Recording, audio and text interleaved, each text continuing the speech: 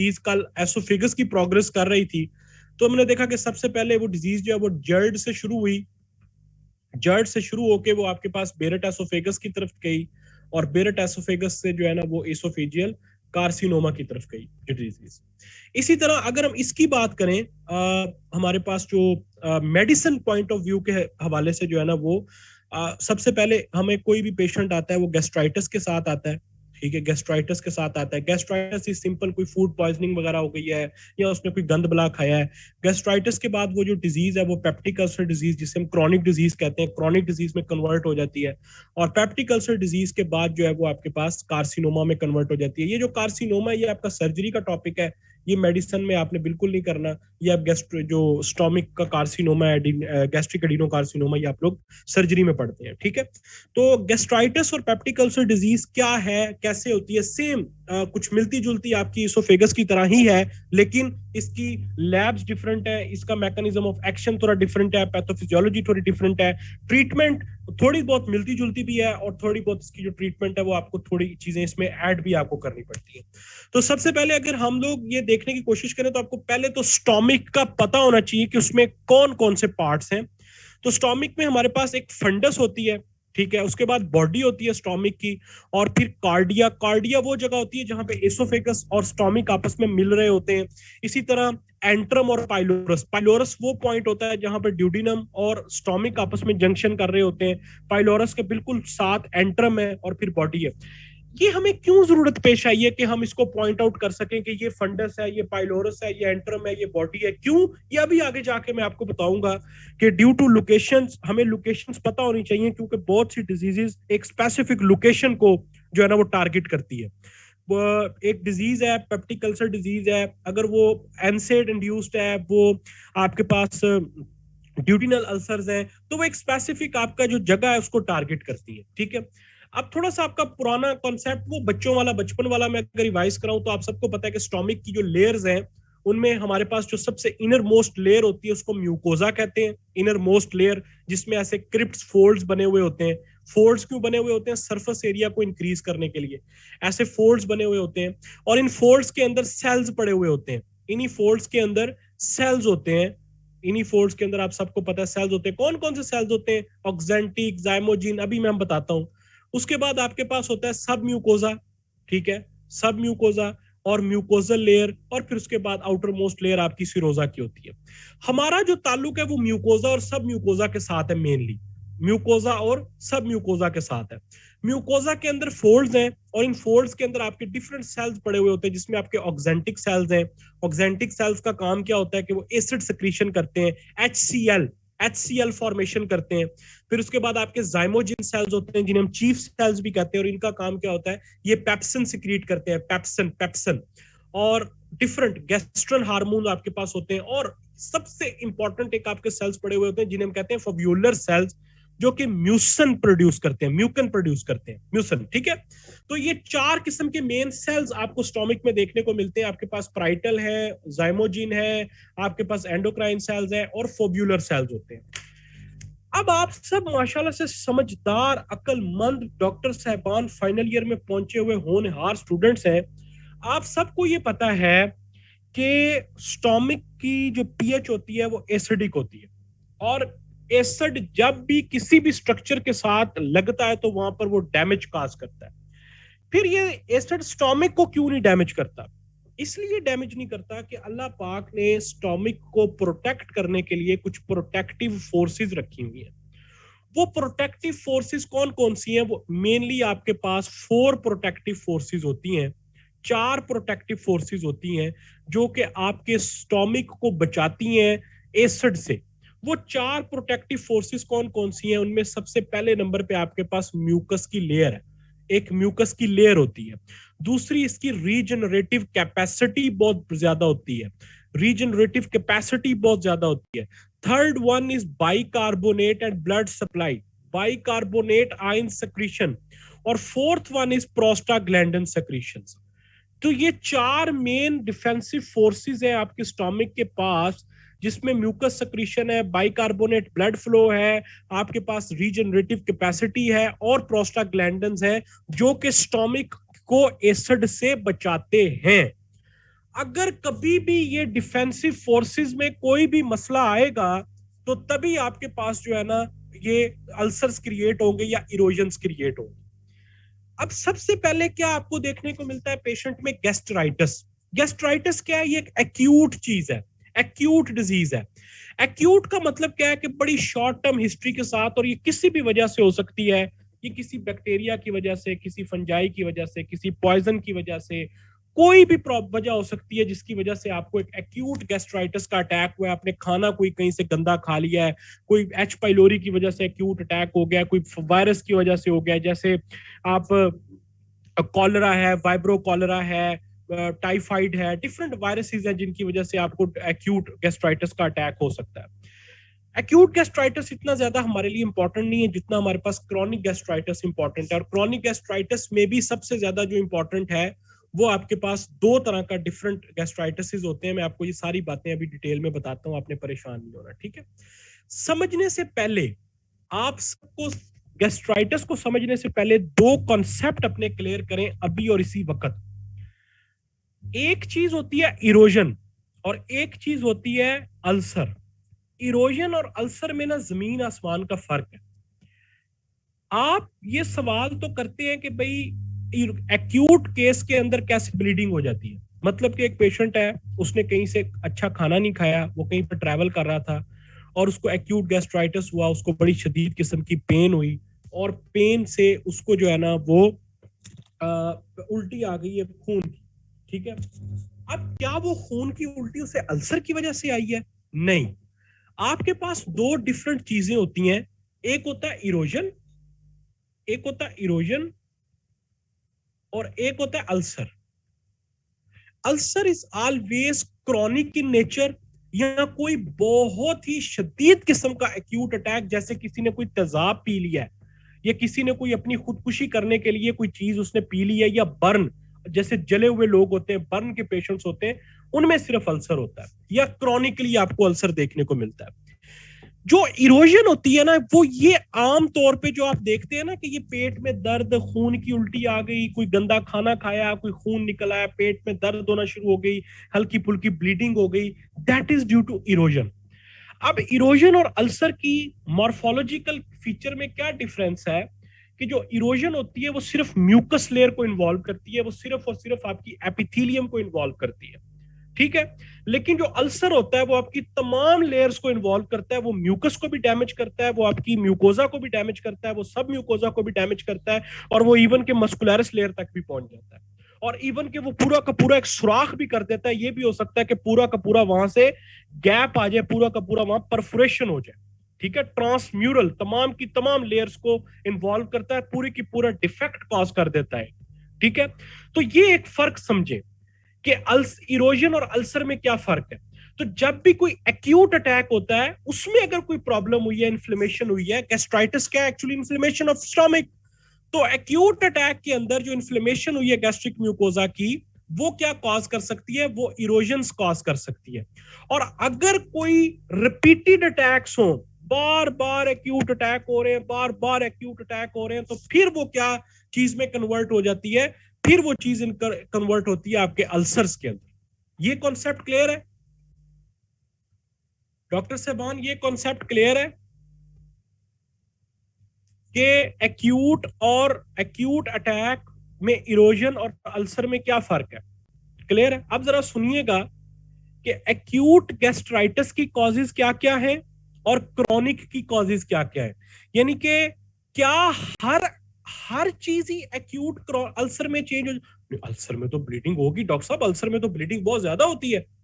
Ulcer तो तमाम layers को इन्वॉल्व कर देता है। हम यही तो बात कर रहे हैं कि ब्लीडिंग तो दोनों में होती है, इरोजन में भी ब्लीडिंग होती है, अल्सर में भी होती है, लेकिन मॉर्फोलॉजिकल फीचर में फर्क है। इरोजन सिर्फ आपकी सुपरफिशियल लेयर्स को इन्वॉल्व करती है, लेकिन अल्सर आपकी डीप लेयर्स को भी इन्वॉल्व करता है, ठीक है? अब वो कौन सी कॉजेज हैं जो आपकी क्रॉनिक गैस्ट्राइटिस की कॉज बन सकती है? एक्यूट की तो कोई भी बन सकती है। एक्यूट में तो देखो आपके पास एनसेड्स भी आ गए, ठीक है? आपके पास एच पाइलोरी भी आ गया, ठीक है, आपके पास अल्कोहल भी आ गया, ठीक है, ये आपकी सारी की सारी एक्यूट की कॉजेज हो गई, जिसमें एस्पिरिन है, एच पाइलोरी है, ड्रग्स है, कुछ भी कोई भी ऐसी कॉज जिसने आपको स्टोमिक को डैमेज किया, वो आपकी एक्यूट एरोसिव या एक्यूट हेमरेजिक गैस्ट्राइटिस आपको कॉज करा सकती है। ठीक है, उसके बाद क्रॉनिक गैस्ट्राइटिस की अगर हम बात करें तो क्रॉनिक में हमारे पास दो ही मेन कॉजेज है, एक ऑटो इम्यून है और हमारे पास एच पाइलोरी है, जिसमें सबसे ज्यादा जो मेन इंपॉर्टेंट कॉज है वो आपकी एच पाइलोरी कॉज है। और इसके साथ में आपको एनसेड्स भी लगाने हैं। यहाँ पर एनसेड्स नहीं लिखे हुए, एनसेड्स भी क्रॉनिक अल्सर्स कॉज कराते हैं, क्रॉनिक गैस्ट्राइटिस कॉज कराते हैं। ठीक है, ये भी क्रॉनिकली कॉज होते हैं। तो हमारे पास अगर हम देखें तो क्रॉनिक गैस्ट्राइटिस की जो कॉजेज है वो आपके पास दो मेन कॉजेज होती हैं क्रॉनिक की। एक सेकंड जरा, मैं आपको एक खाली पेज ढूंढ के आपको दिखाना चाहता हूँ। यहां पे हम बना लेते हैं। ठीक है, अब जरा गौर से सुनिएगा कि दो चीजें हैं हमारे पास, गैस्ट्राइटिस गैस्ट्राइटिस की दो फॉर्म्स हैं, एक एक्यूट है, एक हमारे पास क्रॉनिक है। ये मैं आपको इसके ऊपर क्यों इतना खप रहा हूं, क्योंकि आपको पता होना चाहिए कि जब एक पेशेंट आपके पास आया वो क्रॉनिक है या एक्यूट है। वो आया एक्यूट अटैक के साथ है, आप उसको डील क्रॉनिक में करें और उसका बेड़ा गर्क कर दें। ठीक है, वो एक्यूट हो सकती है या क्रॉनिक हो सकती है। एक्यूट की डिफरेंट कॉजेज हैं, एनसेड्स भी हैं, बैक्टीरियल, वायरस, फंगल, कोई उसने तेजाब पी लिया, कोई कुछ भी, कोई उसने पॉइजनस चीज खा ली है।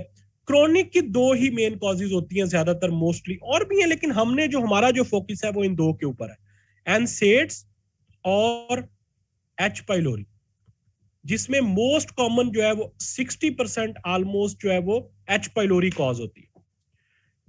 अब मैं आपसे सवाल करूंगा, अब हम जरा पेशेंट की तरफ जाएंगे और हम पकड़ने की कोशिश करेंगे कि क्या ये एक्यूट है या ये आपके पास जो है वो क्रॉनिक है। अब जो गैस्ट्राइटिस एक्यूट है उसको हम लोग तीन फॉर्म्स में जो है ना वो डिवाइड करते हैं। आपके पास एक माइल्ड फॉर्म है।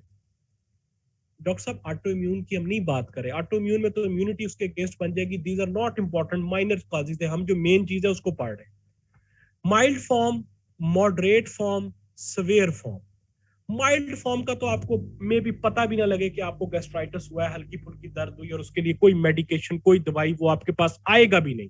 माइल्ड फॉर्म के लिए तो पेशेंट को भी पता नहीं चलेगा कि उसको कोई गैस्ट्राइटिस हुआ था, थोड़ा बहुत उसको दर्द हल्की फुल्की हुई भी सही तो थोड़ी देर बाद उसको ठीक हो जाएगी, ये उसकी माइल्ड फॉर्म है। मॉडरेट फॉर्म का गैस्ट्राइटिस है, फॉर एग्जांपल एक पेशेंट लेते हैं, एक पेशेंट था जनाब, आप में से मेरे सामने जनाब शोर है, नाम कोई नाम ले लेते हैं, सिकंदर साहब। सिकंदर साहब नारायण कगान घूमने जा रहे थे, एक ढाबे के ऊपर उनको रोटी नजर आई, उन्होंने कहा जनाब यहाँ से आज मैंने रोटी खानी है, बड़े मजे की रोटी है।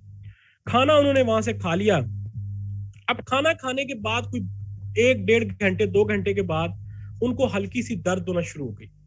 ठीक है, एपिगैस्ट्रिक पेन, हल्की सी दर्द होना शुरू हो गई, साथ में उनको नॉजिया, जरा वोमिटिंग सी फील होना शुरू हो गई और ऐसे खट्टे से डकार आना शुरू हो गए, इनडाइजेशन की उनको फीलिंग होना शुरू हो गई।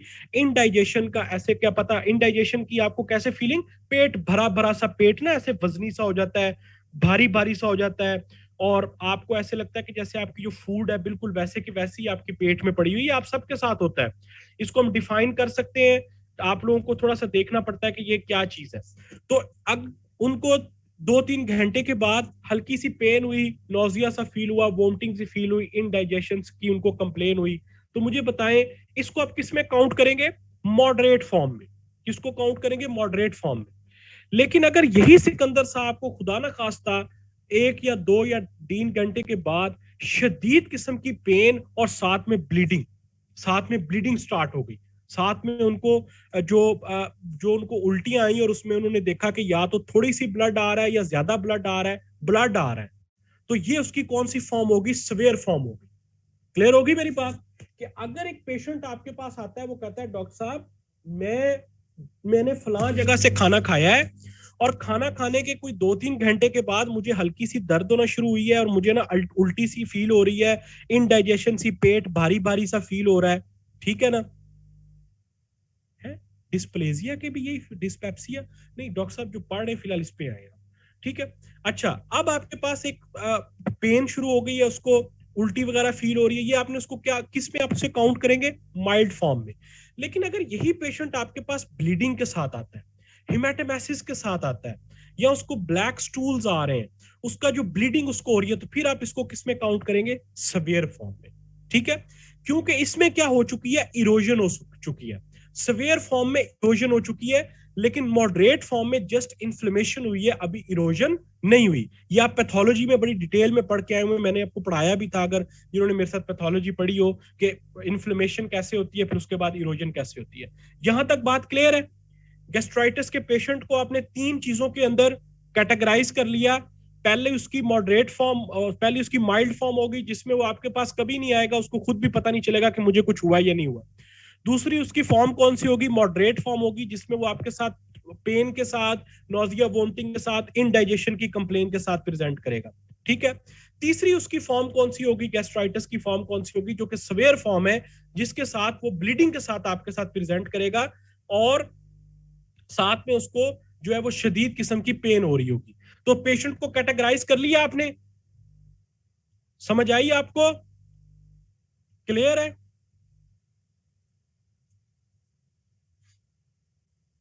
यहां तक बात क्लियर है?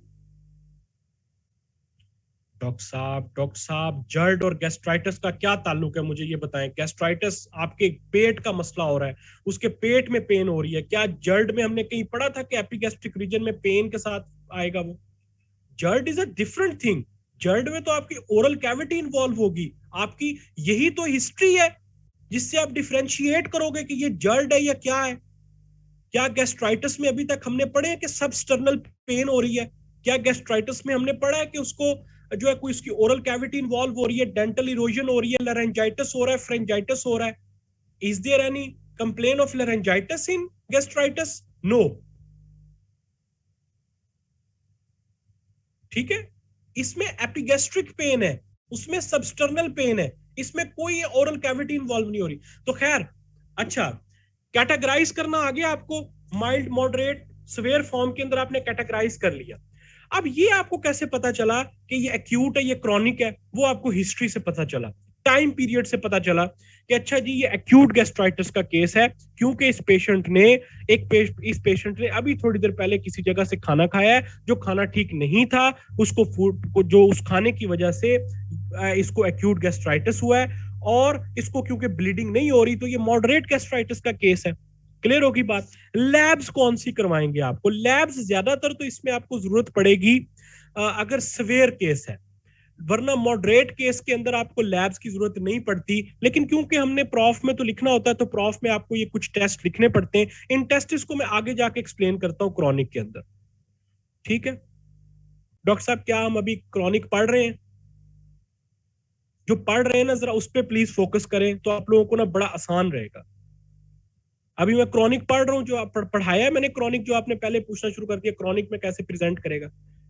आप लोग प्लीज जिस तरफ मैं पढ़ा रहा हूं, इस पे जरा फोकस करें और इस पे क्वेश्चन करें। भी हम एक्यूट पढ़ रहे हैं। अच्छा, यहां तक क्या आप सबको ये बात क्लियर हो गई है कि एक्यूट गैस्ट्राइटिस की कॉजेज क्या है और एक्यूट गैस्ट्राइटिस की फॉर्म्स क्या है? पेशेंट को कैसे आपने कैटेगराइज करना है, माइल्ड, मॉडरेट और सवेयर में? यहां तक बात क्लियर है? ठीक है, ना ही आपको माइल्ड में तो पेशेंट आपके पास प्रेजेंट करेगा ही। मॉडरेट के अंदर आपको टेस्ट बाज दफा करवाने पड़ जाते हैं, बाज दफा आप टेस्ट नहीं करवाते। सवेयर के अंदर तो आपको टेस्ट करवाने पड़ जाते हैं कि अच्छा यार, हम चेक कर लें कि इसको कोई और इशू ना हो।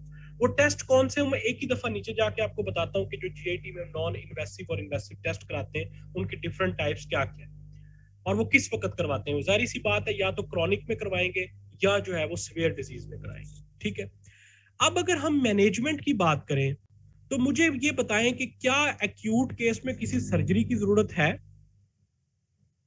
क्या किसी सर्जरी की जरूरत है? क्या किसी इन्वेसिव प्रोसीजर की जरूरत है? नहीं। क्या हमें एंटीबायोटिक्स की जरूरत है? किस केस में जरूरत है? अगर हम सस्पेक्ट करें कि इसको एच पाइलोरी है, अगर हम सस्पेक्ट करें, हमें इसके लिए सबसे ज्यादा क्या जरूरत है? सबसे ज्यादा क्या जरूरत है? सबसे ज्यादा क्या जरूरत है? सबसे पहली जो मेन पॉइंट है वो इसके अंदर क्या? लाइफस्टाइल मॉडिफिकेशन का। Eradication of offending agent. आप उसको काउंसलिंग करोगे, आप उससे कहोगे कि भाई आपने ये जो खाना पीना है, आप अपनी जो डाइट है वो देख के खाएं, किसी अच्छी जगह से खाएं, ठीक है। आप गंदबला ना खाएं, ये समोसे पकोड़े पिज्जे पास्ते ना खाएं, क्योंकि आपका स्टोमिक सेंसिटिव है। ये उसकी जर्नल मैनेजमेंट की हम बात कर रहे हैं, जर्नल मैयर्स की हम बात कर रहे हैं। हम उसको सेंसिटिविटी को प्रिवेंट करेंगे, हम कहेंगे कि भाई आपका स्टोमिक सेंसिटिव है, आप प्लीज ऐसी जो बाहर की चीजें होती है ना खाया करें, आप साफ सुथरी और अच्छी चीजें खाने को अपने आप को आदी बनाएं, ठीक है। और अगर कोई हमारे पास मॉडरेट फॉर्म या सवेयर फॉर्म में आया, तो फिर हम उसके साथ क्या करेंगे, मेडिकेशंस की तरफ भी जाएंगे। मेडिकेशन हम कौन कौन सी देंगे, वही अप्रोच होगी जो हमारी जर्ड में अप्रोच होती है, कि हम उसे एंटासिड्स देने की कोशिश करेंगे, हिस्टामीन ब्लॉकर्स देंगे। क्यों गैस्ट्राइटिस हुआ क्यों है, मैंने आपको पहले बताया कि गैस्ट्राइटिस क्यों हुआ है, क्योंकि कोई ना कोई ऐसा प्रोटेक्टिव मैकेनिज्म आपका डैमेज हुआ है जो कि एसिड को रोक रहा था स्टोमिक को डैमेज करने से, ठीक है। तो हम उसे एंटी एसिड्स देंगे, क्योंकि स्टोमिक को सबसे ज्यादा खतरा ही उसके एसिड से है। अगर आप उसकी प्रोटेक्टिव मैकेनिज्म्स को डैमेज करेंगे तो क्या होगा, तो एसिड स्टोमिक को प्रिवेंट करना शुरू कर देगा, एसिड स्टोमिक को डैमेज करना शुरू कर देगा। तो हमने उसी को तो रोकना है, हमने एसिड को तो किसी तरह रोकना है। अब जरा गौर से देखें, हम एक एग्जाम्पल लेके सीखने की कोशिश करते हैं कि एक पेशेंट को कैसे ट्रीट करना है। फॉर एग्जाम्पल, एक पेशेंट आपके पास आया, उसको ना घुटने में दर्द हो रही थी, जोड़ों में उसको दर्द हो रही थी। उसको साथ वाले दोस्त ने रिकमेंड किया कि तुम ना 2 एनसेड्स खा लो, 2 ब्रूफन की टैबलेट्स खा लो, तुम्हारी दर्द अभी ठीक हो जाएगी। उसने 2 ब्रूफन की टैबलेट्स ले ली। जैसे ही उसने 2 ब्रूफन की टैबलेट्स ली, कोई 1 से 1.5 घंटे के बाद उसे क्या शुरू हो गई, पेन शुरू हो गई, एपिगैस्ट्रिक पेन शुरू हो गई, साथ में उसे नोजिया, साथ में वोमिटिंग, और साथ में उसे इनडाइजेशन की कंप्लेन शुरू हो गई, ठीक है। उसका दोस्त भागा भागा उसे डॉक्टर के पास लेकर आया कि भाईजान ये ना ये बात है। डॉक्टर ने पूछा हिस्ट्री दो मुझे, क्या क्या पहले कभी ऐसा हुआ है। उसने कहा नहीं सर, पहले कभी मुझे ऐसा नहीं हुआ। कोई साल की वो पूछेगा कोई पहले आपको ऐसा होता हो, कोई एपिसोडिक हो, नहीं। उसने कहा मुझे ऐसा नहीं हुआ, थोड़ी देर पहले मेरे घुटने में दर्द हुई थी, तो मुझे मेरे दोस्त ने कहा 2 ब्रूफन की गोलियां खा लो, मैंने 2 ब्रूफन की गोलियां खाई हैं, उसके फौरन बाद मुझे ये कोई मसला होना शुरू हो गया। तो आपको पता चल गया कि इसको एनसेड इंड्यूस्ड गैस्ट्राइटिस हुआ है। एनसेड क्या करते हैं, आप सबको पता है कि वो क्या करते हैं, प्रोस्टाग्लैंडिन्स को इनहिबिट करते हैं। प्रोस्टाग्लैंडिन्स को जब इनहिबिट किया तो एसिड की क्वांटिटी बढ़ गई।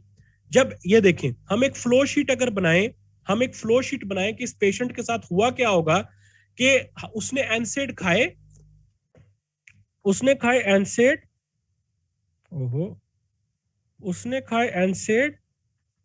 एनसेड से क्या हुआ कि उसके जो प्रोस्टाग्लैंडिन्स थे वो इनहिबिट हो गए। प्रोस्टाग्लैंडिन्स इनहिबिट होने की वजह से एसिड जो है उसके बढ़ गया स्टोमिक में। जब एसिड स्टोमिक में बढ़ गया तो उसने स्टोमिक में क्या करवाना शुरू कर दी, इन्फ्लेमेशन। हाँ जी, यहां तक समझ आई है? जाग रहे हो डॉक्टर साहब? जाग जो सारे के सारे, ठीक है। अब देखो इसने इन्फ्लेमेशन कराना शुरू कर दी। अब इस पेशेंट को आपने कैसे रोकना, डॉक्टर क्या करेगा, डॉक्टर सबसे पहले क्या कहेगा, इस एनसेड को रोको भाई। भाईजान, भाईजान असलम साहब, आपका जो स्टोमिक है ना, आपका जो स्टोमिक है ना वो एनसेड से सेंसिटिव है। आपने एनसेड नहीं लेने आज के बाद, एहतियात से लेने हैं, डॉक्टर की रिकमेंडेशन के बगैर आपने नहीं लेने। एनसेड से बचे, ठीक है। पहला काम वो क्या करेगा, वो एनसेड को रोकेगा। क्या बस यही करेगा, कहेगा हाँ यार ठीक है तुम एनसेड्स ना लो, बस तुम ठीक हो जाओगे? क्या वो उसकी दर्द को और जो उसका उस वक्त जो एसिड दर्द है उसको ठीक करेगा कि नहीं करेगा? अब दर्द को ठीक करने के लिए, दर्द को ठीक करने के लिए क्या वो दर्द की गोली देगा या दर्द की काज को खत्म करेगा? यहां पे पता चलेगा आपका कि आप क्या अकल लड़ाते हैं। नहीं, मेरे ख्याल से उसको दर्द हो रही है, उसको पैरासीटामोल ना दे दे, एक ब्रूफन और दे देते हैं, दर्द हो रही है ठीक हो जाएगी, है। हाँ, कोई कोई टनकना डॉक्टर होगा, कोई मेरे जैसा डॉक्टर होगा, वो क्या कहेगा, वो कहेगा यार दर्द हो रही है ठीक है, आप एक ब्रूफन की गोली और खा लो। मेरे जैसा डॉक्टर बैठा होगा, वो आएगा ना पेशेंट उसके पास, वो कहेगा एक गोली और खा लो, ठीक हो जाएगी, दर्द ही हो रही है ना। या वो जो अताई डॉक्टर बैठे होते हैं ना पिंड के अंदर, उनके पास आप जाते हो ना कि वो हमारे दर्द हो रही है पेट में, वो पकड़ के एक ब्रूफन का इंजेक्शन लगा देते हैं आपको। वो पकड़ के क्या करते हैं, एक ब्रूफन का इंजेक्शन आपको और लगा देते हैं कि लो जनाब ये ठीक हो, अब ठीक हो जाएगा तो चला जा। ठीक है, तो वो कोई मेरे जैसा बैठा होगा, वो तो एक पकड़ के ब्रूफन का इंजेक्शन और लगा देगा। नहीं डॉक्टर साहब नहीं, ये तो और एग्जैजरेट कर देगी। ठीक है, ये तो और एग्जैजरेट कर देगी। तो आपने क्या करना है, आप उसको क्या कहोगे, आप उसको साथ में एंटासिड्स दोगे। एंटासिड्स में आपके पास क्या मौजूद है, म्यूकन का सिरप दे दोगे आप साथ में। आप उसको पीपीआई दे सकते हो, स्क्रॉलफेट आप उसको दे सकते हो, म्यूकन का सिरप आप उसे दे सकते हो। स्क्रॉलफेट हम ना अल्सर्स में देते हैं, गैस्ट्राइटिस में स्क्रॉलफेट नहीं देते, मैं आपको आगे जाके बताता हूँ, वो अल्सर्स में हम देते हैं। हम इसमें यहाँ पे म्यूकन का सिरप या जिस तरह जो डिफरेंट डाइजेक्स सिरप है जो जिनमें भी मैग्नीशियम हाइड्रोक्साइड वगैरह, नहीं नहीं हाइड्रालीन, डॉक्टर साहब उसको क्या खांसी हो रही है जो आपने हाइड्रालीन देना है। ठीक है, तो आप पीपीआई दे दोगे, आप उसको साथ में कोई इस तरह की चीजें वगैरह दे दोगे, राइजेक साशे वगैरह दे दोगे, जिसकी वजह से वो ठीक हो जाएगा। गैस्ट्राइटिस क्लियर हुआ है, गैस्ट्राइटिस क्लियर हुआ है। हाँ डॉक्टर साहब ना लड़े, ये आप तो ना ट्रेड नेम का जो है ना वो मुकाबला शुरू कर देते हैं दवाइयों का है। गैस्ट्राइटिस क्लियर हुआ है, पता चला है पेशेंट की अप्रोच कैसे करोगे। एक्यूट गैस्ट्राइटिस में माइल्ड, मॉडरेट, स्वेयर फॉर्म्स को कैसे आपने पकड़ना है, कैसे पेशेंट को अप्रोच करना है, कैसे पता चलेगा आपने क्या क्या क्या करना है। क्लियर। अब हम चलते हैं आगे हमारे जो मेन हमारा टॉपिक है पेप्टिक अल्सर डिजीज की तरफ, कि पेप्टिक अल्सर डिजीज में हमारे पास जो मेन टाइप्स हैं, वो मेन जो कॉजेज हैं वो दो है हमारे पास। एक एच पाइलोरी, एक एच पाइलोरी और एक एनसेड्स। ठीक है, अब पेप्टिक अल्सर डिजीज जाहिर सी बात है कि उसमें तो ये नहीं ना होगा कि फौरी तौर पे जो है ना वो आपके पास पेशेंट आएगा कि रातों रात उसको ये हो गया, नहीं, ये क्रॉनिक डिजीज है। अल्सर हमेशा जब भी बनता है वो क्रॉनिकली बनता है, ज्यादातर मेजर केसेस में। ठीक है, अब अल्सर्स की अगर हम बात करें तो अल्सर्स के अंदर हम देखेंगे कि अल्सर की मेन कॉज क्या है। दो मेन कॉज है। क्रॉनिक गैस्ट्राइटिस की वजह से अल्सर बनते हैं, जिनको हम पेप्टिक अल्सर डिजीज कहते हैं। क्रॉनिक गैस्ट्राइटिस भी दो टाइप का होता है, टाइप ए और टाइप बी। एक आपके एंट्रम में होता है और एक आपके ड्यूडिनम में होता है। ठीक है ना, ड्यूडिनल अल्सर्स आपके होते हैं और एंट्रल अल्सर्स होते हैं। क्रॉनिक गैस्ट्राइटिस को हम अल्सर्स भी कह सकते हैं, एक एंट्रल अल्सर्स है और एक आपके गैस्ट्रिक अल्सर्स है और एक आपके पास ड्यूडिनल अल्सर्स है। इनकी मेन कॉज क्या है, या तो एनसेड्स या एच पाइलोरी। और भी कॉजेज हैं, जैसे मैंने ये देखो लिखी हुई है, smoking, alcohol, coffee, Zollinger Allison syndrome. लेकिन हमारा जो मेन फोकस है वो कौन सा, एच पाइलोरी के ऊपर, एच पाइलोरी के ऊपर और एनसेड्स के ऊपर। एनसेड्स का तो मैंने आपको बता दिया कि मैकेनिज्म ऑफ एक्शन क्या होता है, लेकिन हम एच पाइलोरी को अब जो है ना वो डिटेल से पढ़ेंगे। ठीक है, एनसेड्स का जो अल्सर है वो ज्यादातर उन पेशेंट्स में होता है जो जिनको कोई जोड़ों का मसला होता है और वो बड़े लंबे अरसे से ना कोई मेडिसिन ले रहे होते हैं, जिस तरह ब्रूफन्स वगैरह, एनसेड्स वगैरह वो ले रहे होते हैं। डिफरेंट आपके पास जो एनसेड्स हैं, जो जो रिमोटोलॉजी के पेशेंट्स होते हैं, जो डिफरेंट चीजें हैं वो आप लोग उसमें जो खा रहे होते हैं, उनको ये इशू होता है। ठीक है, अब अगर हम इसको यहां पर आप समराइज करें सारे की सारी चीज को और हम आगे चलें कि क्या चीज है, तो इधर जरा गौर से आप जरा देखें कि पेशेंट गैस्ट्राइटिस,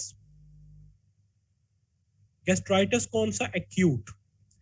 अब एक्यूट गैस्ट्राइटिस में आपके पास क्रॉनिक गैस्ट्राइटिस है, क्रॉनिक गैस्ट्राइटिस है जो कि कन्वर्ट हो गया इसमें। अब क्रॉनिक गैस्ट्राइटिस क्या करता है, उसमें अल्सर्स काज होते हैं। अल्सर्स आपके पास है दो टाइप के। ठीक है, एक आपके पास कौन से हैं, ड्यूडिनल अल्सर्स, और एक आपके पास है gastric ulcers. As a whole हम इस सबको यही कहते हैं कि ये पेप्टिक अल्सर डिजीज है, पेप्टिक अल्सर डिजीज है। अब हम जरा पहले तो ये देखते हैं कि एच पाइलोरी अल्सर्स को कॉज कैसे करता है, और फिर हम इसको देखते हैं कि पेशेंट को प्रेजेंट कैसे करेगा, हमें कैसे पता चलेगा कि ये ड्यूडिनल अल्सर है या ये गैस्ट्रिक अल्सर है, और हम इसके लिए कौन कौन से टेस्ट करवाएंगे। यहां तक अब सबको क्लियर है, आगे चलूं। यहां तक सबको क्लियर है? ठीक है।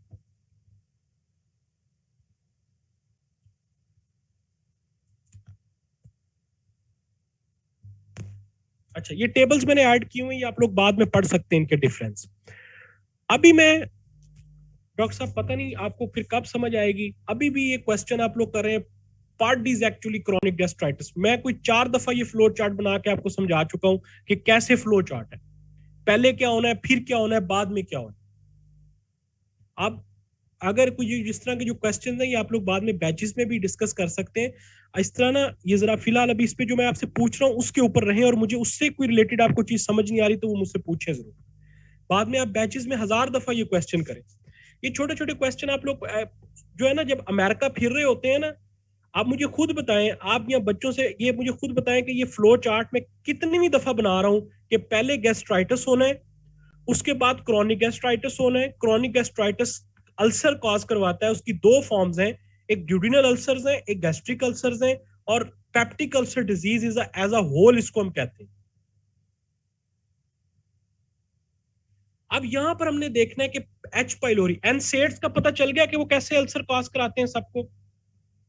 एनसेड्स का पता चल गया कि वो कैसे कॉज कराते हैं। अब हम एच पाइलोरी को देखने लगे हैं कि वो कैसे कॉज कराते हैं।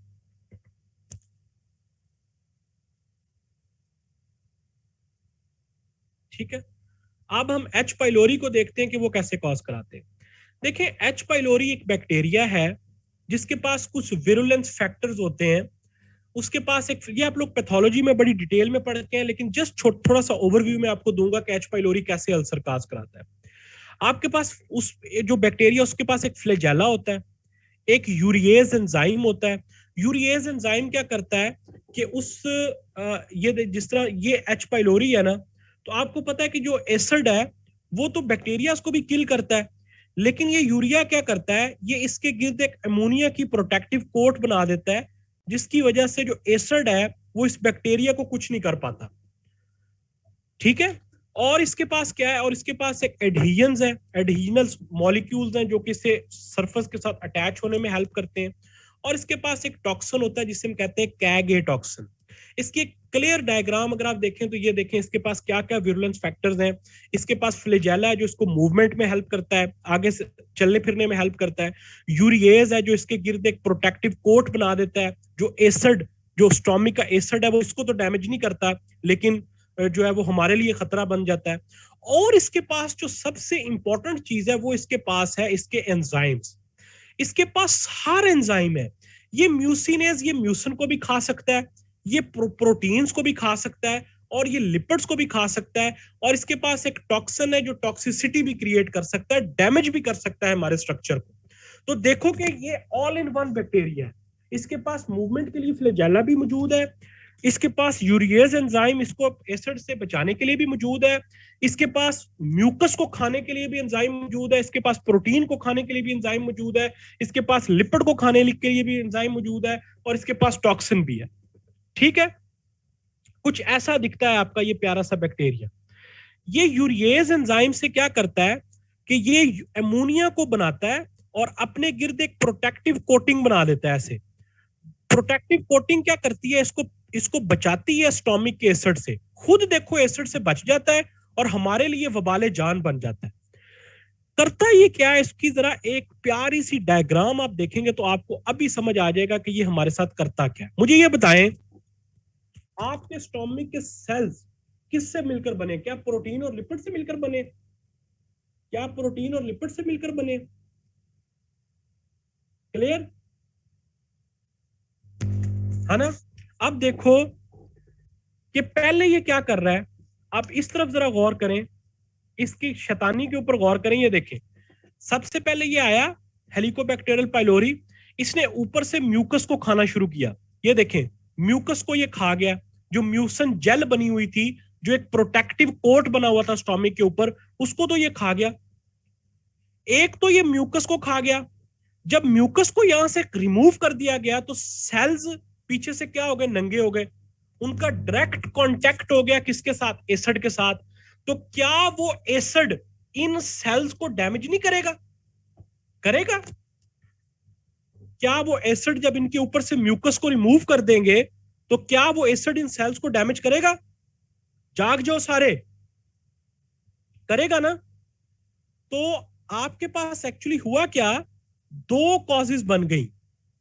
एक तो एसिड की वजह से आपकी डैमेज हो रही है, सेल्स आपके एसिड की वजह से डैमेज हो रहे हैं।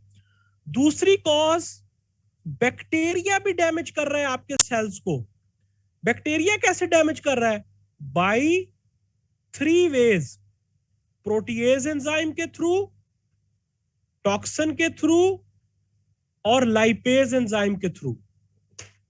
बात तो अब समझ आई कि कैसे आपका स्टोमिक में अल्सर क्रिएट हो रहा है, कैसे स्टोमिक डैमेज हो रहा है। पहले म्यूकस की कोटिंग हटाई गई, बैक्टीरिया आया, म्यूकस की कोटिंग हटाई उसने। लेकिन फिर वही बात कि ये कोई एक दो दिन से ऐसे नहीं हो जाता, ये एक दो दिन से ऐसे नहीं हो जाता। Repeated attacks, episodic repeated attacks. जो पेशेंट आपके पास आएगा वो कहेगा डॉक्टर साहब मुझे तो ये कोई 2-3 साल से मसला है, मुझे तो 7-8 महीने से मसला है, मेरे पेट में दर्द होती रहती है, शदीद दर्द होती है, फिर मैं दवाई शवाई में डॉक्टर मुझे देता है, मैं ठीक हो जाती हूँ, फिर मेरे दर्द होती है, फिर मेरे दर्द होती है। ठीक है, नहीं नहीं, एच पाइलोरी सिर्फ अपने लिए पीएच को रेज करता है, सिर्फ अपने गिर्द वो एक प्रोटेक्टिव कोटिंग बनाता है, वो हमें नहीं, वो तो सिर्फ खुद को बचाता है। जस्ट माइनर सी वो अपने गिर्द एक प्रोटेक्टिव कोटिंग अमोनिया की बना देता है, जिससे उसको एसिड कुछ नहीं कहता। तो पहले म्यूकस रिलीज हुआ, म्यूकस को सारे के सारे को उसने सफाई की, म्यूकस को हटाया, उसके बाद एसिड ने भी हमारे सेल्स को डैमेज किया और इस बैक्टीरिया ने भी सेल्स को डैमेज करके कॉलोनीज बनाना शुरू कर दी, अपने आप को रीग्रो करना शुरू कर दिया। यहां तक सबको क्लियर हो गया कि क्रॉनिक गैस्ट्राइटिस में एनसेड्स का क्या रोल है और एच पाइलोरी का क्या रोल है। आगे चलूं, आगे चलूं। ये और डायग्राम्स मैंने डाली हुई हैं जो कि आप लोग बाद में देख सकते हैं, आप लोगों को समझाने के लिए। ठीक है, अब प्रेजेंटेशन कैसी होगी, पेप्टिक अल्सर डिजीज की कैसी प्रेजेंटेशन होगी? सबसे पहली बात आप इसमें क्या नोट करेंगे, आपको कैसे पता चलेगा कि ये क्रॉनिक पेशेंट है या एक्यूट पेशेंट है? क्या चेक करेंगे आप सबसे पहले? उसकी पहला क्वेश्चन आप उससे क्या करेंगे? What was your first question? What is your first question? Duration, history.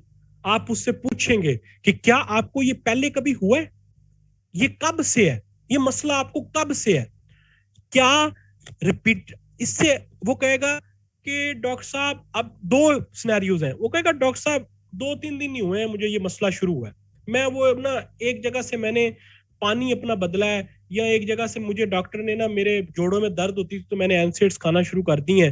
तो आपको पता चल जाएगा कि नहीं भी ये एक्यूट केस है। अब एक्यूट केस में आपने उसे माइल्ड, मॉडरेट और सवेयर में कैसे डिफरेंशिएट करना है ये मैं आपको पहले बता चुका हूं। अगर वो कहता है कि नहीं डॉक्टर साहब ये तो मुझे होता रहता है, ये तो मुझे अक्सर होता रहता है, मुझे तो 2 साल हो गए ये मसला है कि मेरे शदीद दर्द होती है, फिर मैं दवाई खाती हूँ, मैं डॉक्टर, मेरा मोहल्ले का एक डॉक्टर है उसके पास में जाती हूँ, वो मुझे दवाई दे देता है, मैं ठीक हो जाती हूँ। लेकिन आज मैं आपके पास आई हूँ, मेरी तो हालत बुरी हो गई है, मेरी तो शदीद, इस तरह ऐसे आएगा पेशेंट, ये देख रहे हो, इसको हम कहते हैं गोइंग पेन। ऐसे पकड़ा हुआ होगा उसने अपना पेट, ऐसे जोर से अपने अंदर को पेट दिया हुआ होगा और कहेगा मैं गया। ये क्यों होता है एच पाइलोरी? ये जो आप खाते हो पिज़्ज़े, पास्ते, ये वो चाउमीन फलाने, बेचारे मेरे प्यारे होस्टलाइट जिनके साथ जुल्म होता है, जिनको डे स्कॉलर भी नहीं पूछते भाई, डे स्कॉलर्स का ये हक बनता है कि वो कम से कम हफ्ते में 2-3 दिन अपने होस्टलाइट्स को खाना खिलाएं घर से। वो बेचारे जब होस्टलाइट्स सारा सारा दिन, सारा सारा महीना बाहर से बेचारे खाना खाते हैं मेस का, तो उनके साथ ऐसे ही होना है। ठीक है, रिपीटेड अटैक्स तो उनको होने ही होने हैं। फिर वो बेचारे हॉस्टलाइट्स क्या करते हैं, वो आजकल एक ट्रेंड बना हुआ है ना, वो एक बड़े बड़े जो कैफेज हैं, जिस तरह ये आर्केडियन कैफे हो गया और हो गए, कि वो एक बड़ी सारी प्लेट होती है, उसमें एक छोटे से साइड पे उन्होंने चावल रखे हुए होते हैं और थोड़े से 2-4 उसने साथ में चिकन की बातें आपने डाली हुई होती है। ठीक है, तो वो क्या करते हैं कि उसकी वो पिक्चर लगाने के लिए ना, स्टेटस लगाने के लिए, me at Arcadian cafe with 29 others. ठीक है, तो वो जो आप खाते हैं ना, वहां जाके पिज्जे पास्ते बार बार बार बार बार बार आप खाते हैं, तो फिर यही होता है। खाते क्या है, होता क्या, आप मुझसे ये पूछते हैं कि भाई ये कैसे डे स्कॉलर कंजूस होते हैं। चलो कोई बात नहीं भाई, डे स्कॉलर्स जैसे ही अब आपके खुलने हैं ना भाई, मैं आपको क्या बताऊं, आप क्यों, आप तो मेरा दुखड़ा सुनते हैं। आप, मुझे कोई मिठाई नहीं पूछता जब रिजल्ट आ जाता है, सब भूल जाते हैं। मैं आप लोगों की क्या वकालत करूं, मैं आप लोगों का केस किस जज के पास लेके जाऊं, आप लोग पहले मेरा केस लड़े। सेशन खत्म होने के बाद कोई नहीं पूछता, कोई नहीं पूछता कि भाई हम पास हो गए। इस दफा तो थर्ड ईयर के बच्चे ने माशाल्लाह बड़ा पूछा है, अल्लाह का शुक्र है। हमने 300 बच्चों को पढ़ाया था थर्ड ईयर में, और अल्लाह का शुक्र है उसमें से 132 बच्चों की डिस्टिंक्शन है, 132 की। और इसी तरह सेकंड ईयर में जो है वो 200 की हमारी क्लास थी, और उसमें से 82 की डिस्टिंक्शन है अल्हम्दुलिल्लाह। ठीक है, और मुझे पूरी उम्मीद है कि मैंने जिन बच्चों को पैथो पढ़ाई हुई है, ENTI पढ़ाई हुई है, उनकी भी इस दफा बहुत डिस्टिंक्शन आ रही है इंशाल्लाह। अच्छा, तो ये बात थोड़ी सी आप लोगों को मैंने एक्टिव करने के लिए थोड़ा सा मैंने मजाक किया कि आप लोगों को पता चले। तो क्लिनिकल प्रेजेंटेशन इसकी क्या होगी? क्लिनिकल प्रेजेंटेशन में एक तो रिपीटेड अटैक्स होंगे, एपिसोडिक अटैक्स होंगे, और ये हॉस्टलाइटिस पेशेंट को बड़ा कॉमन होता है। मेरे ख्याल से आप में से भी किसी ना किसी को ये मसला होगा क्रॉनिक गैस्ट्राइटिस का या एच पाइलोरी का। कि इसमें होता क्या है कि बड़ी शदीद किस्म की पेन होती है, और एपिगैस्ट्रिक पेन होती है, और इसके साथ कॉम्प्लिकेशन में ब्लीडिंग भी हो सकती है। अब ऐसे पेशेंट्स के अंदर ये आपको ये क्लिनिकल प्रेजेंटेशन, एक तो रिपीटेड एपिसोड्स, रिपीटेड अटैक्स, शदीद किस्म की पेन, और साथ में ब्लीडिंग वगैरह के आपको जो है ना वो मिलते हैं साइंस एंड सिम्टम्स। लेकिन आप ये कैसे डिफरेंशिएट करेंगे कि ये ड्यूडिनल अल्सर है या गैस्ट्रिक अल्सर है?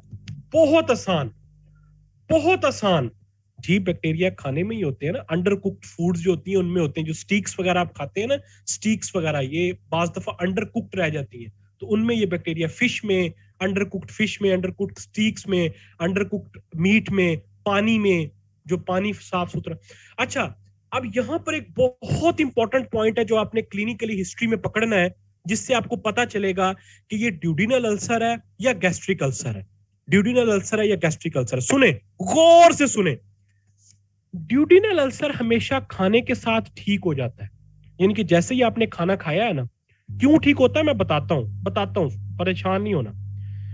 ड्यूडिनल अल्सर जो है ना, वो खाना खाने के वक्त, यानी कि फॉर एग्जांपल एक पेशेंट है, पेशेंट ए है ना, पेशेंट ए है, ए ने खाना खाया और वो ठीक हो गया। जब वो ठीक हो, खाना खाते ही उसकी जो दर्द थी, जो पेन थी, वो ठीक हो गई। 3 से 4 घंटे उसको आराम रहा खाना खाने के बाद, लेकिन 3 से 4 घंटे के बाद उसकी पेन स्टार्ट हुई। तो दिस इज ड्यूडिनल अल्सर। क्यों ऐसा क्यों होता है?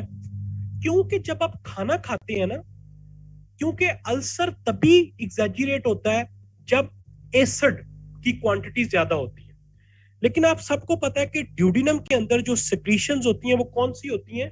बाइल सिक्रीशंस आ रही होती हैं, और जो कि बेसिक होती हैं। जब आप खाना खाते हैं तो वो सिक्रीशंस की क्वांटिटी ज्यादा होती है, और वो सिक्रीशंस अल्कलाइन इन नेचर होती हैं, जिसकी वजह से वहां पर जो जो ड्यूडिनम है, वहां पर एसिडिक नेचर कम हो जाती है, और आपके सिम्टम्स जो है वो रिलीव हो जाते हैं, आपकी दर्द कम हो जाती है, और आपके जो है ना वो सिम्टम, साइंस एंड सिम्टम्स जो है वो रिलीव हो जाते हैं। लेकिन जब वो फूड 3 से 4 घंटे के बाद डाइजेस्ट होके चली जाती है आगे, तो दोबारा से एसिड की क्वांटिटी वहां पर ज्यादा हो जाती है, अल्कलाइन जो सिक्रीशंस आ रही होती है उनकी क्वांटिटी कम हो जाती है, और आपको फिर से पेन होना शुरू हो जाती है। अंडरस्टैंड किया इस बात को? ड्यूडिनल अल्सर्स की इस बात को अंडरस्टैंड किया? मैं फिर रिपीट कर रहा हूं, जरा सुनिएगा। ड्यूडिनल अल्सर्स खाने के साथ क्यों ठीक हो जाते हैं? क्योंकि जैसे ही आप खाना खाते हैं तो ड्यूडिनम में सिक्रीशंस इंक्रीज हो जाती हैं, और ड्यूडिनम की जो सिक्रीशंस होती हैं वो अल्कलाइन इन नेचर होती हैं। ठीक है, अल्कलाइन इन नेचर होती हैं, बाइल सिक्रीशंस होती हैं जो कि अल्कलाइन इन नेचर होती हैं, और वो एसिड को न्यूट्रलाइज करती हैं। जब एसिड को वो न्यूट्रलाइज करती हैं तो आपकी पेन ठीक होना शुरू हो जाती है।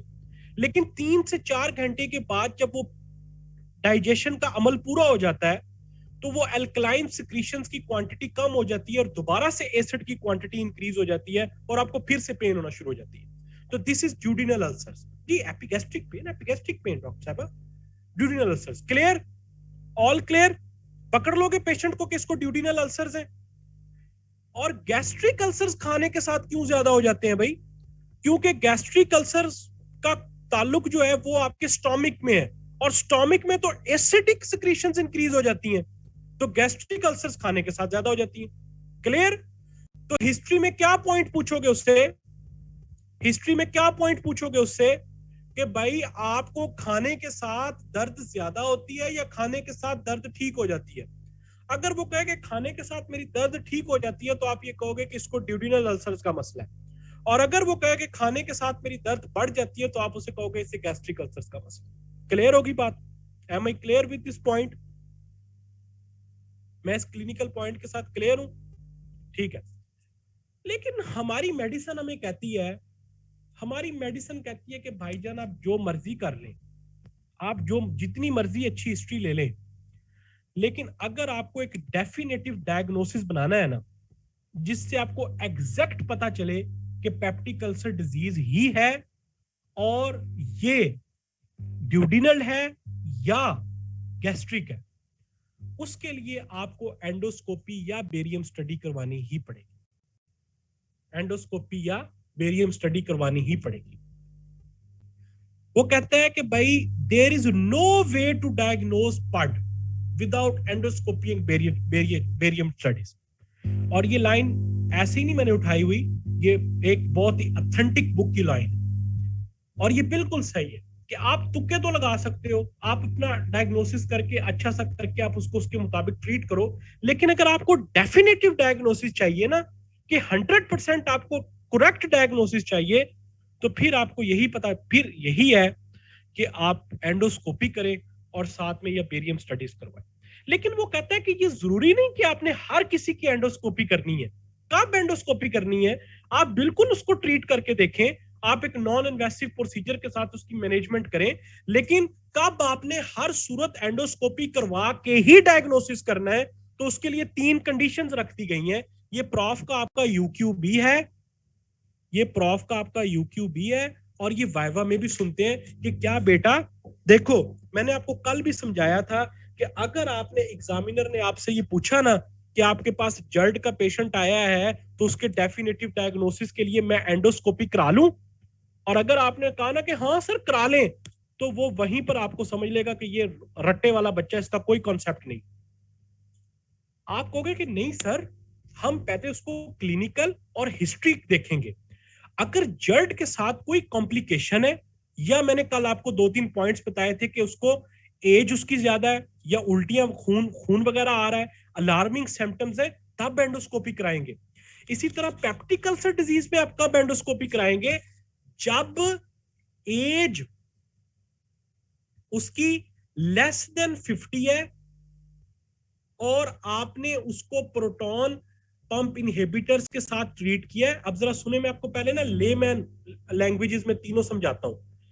पहली शर्त क्या है कि एज 50 साल से कम है और कोई अलार्मिंग सिम्टम्स नहीं है, लेकिन आप उसे बड़े लंबे अरसे से ट्रीट कर रहे हो प्रोटॉन पंप इनहिबिटर से, लेकिन उसको वो ठीक नहीं हो रहा, तब आप एंडोस्कोपी कराओगे। पहली शर्त क्या है? एज 50 साल से कम, कोई अलार्मिंग सिम्टम नहीं, लेकिन वो दवाई से ठीक नहीं हो रहा, उसके सिम्टम्स रिलीव नहीं हो रहे, तो तब आप कराओगे एंडोस्कोपी। ठीक है डॉक्टर साहब, कल मैंने होस्ट ओनली पे की थी तो सबने कहा था कि हमें सबके मैसेज पढ़ने दें। ठीक है, चले मैंने दोबारा होस्ट ओनली पे कर दिया। ठीक है, अच्छा जी, दूसरी शर्त क्या है कि एज 50 साल से कम और साथ में कोई अलार्मिंग सिम्टम। ठीक है, और तीसरी शर्त क्या है कि अगर एज 50 साल से ज्यादा है और साथ में अलार्मिंग सिम्टम्स भी हैं, तो तब भी आपने एंडोस्कोपी करनी है। ठीक है, 50 साल से ज्यादा की जो एज है उसमें आपने एंडोस्कोपी करनी है। 3 हमारे पास शर्तें हैं, दोबारा सुन ले, मैं रिपीट कर रहा हूं। कब एंडोस्कोपी करनी है? पहली शर्त, डॉक्टर साहब अपना कैमरा ना ऑन किया करें। पहली शर्त, 50 साल से कम एज, कोई अलार्मिंग सिम्टम नहीं, लेकिन दवाई के साथ ठीक नहीं हो रहा। दूसरी शर्त, 50 साल से कम age with alarming symptoms, endoscopy करेंगे। तीसरी शर्त, 50 साल से ज्यादा एज, अलार्मिंग सिम्टम्स, एंडोस्कोपी करें। क्लियर? पता चल गया क्लिनिकल अप्रोच का? क्लिनिकल अप्रोच का पता चल गया डॉक्टर साहब? क्लियर है?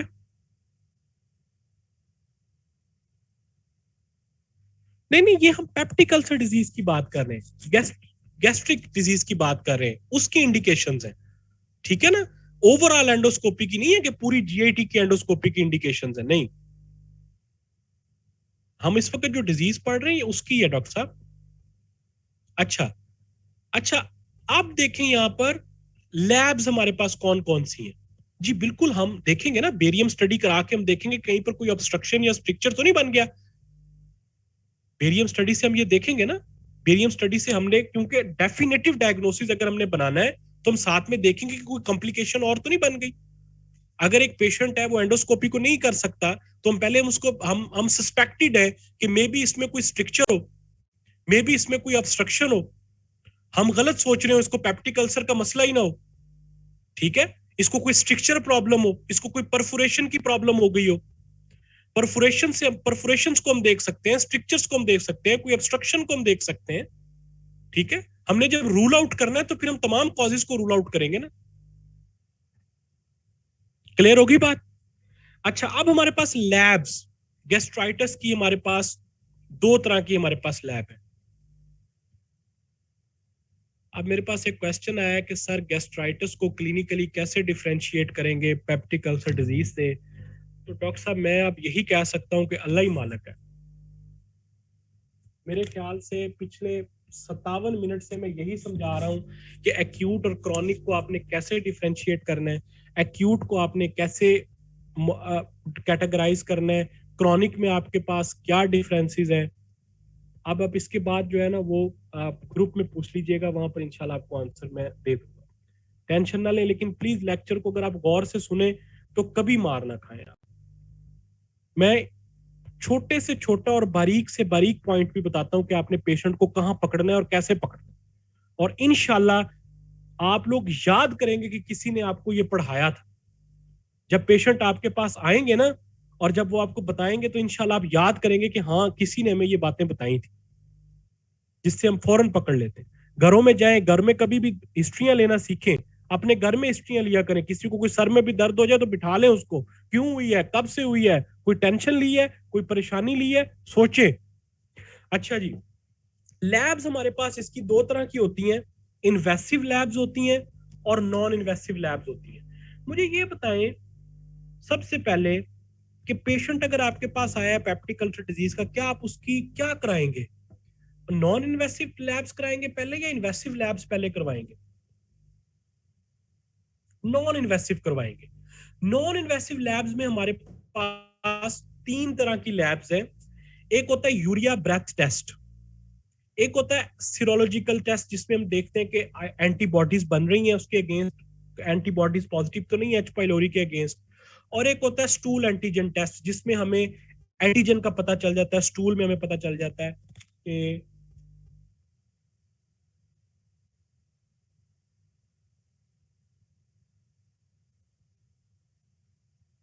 क्लियर होगी बात?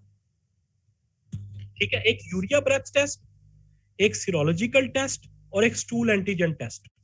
यूरिया ब्रेथ टेस्ट का क्या होता है पता है आपको? यूरिया ब्रेथ टेस्ट में क्या होता है?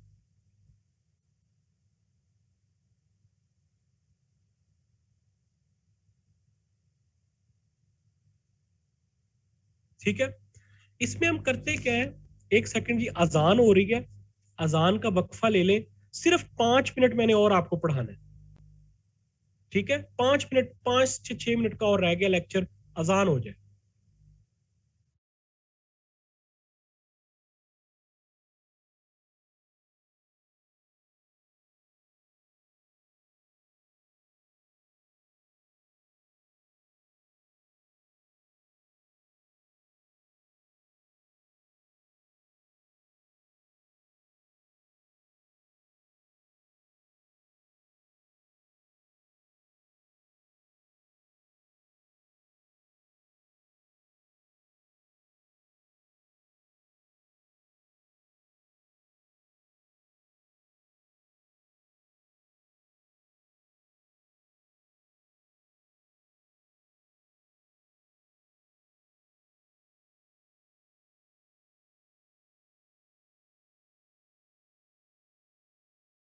अच्छा जी, देखिए ये बड़ा रैपिड, बड़ा सस्ता और बड़ा आसान क्वेश्चन है।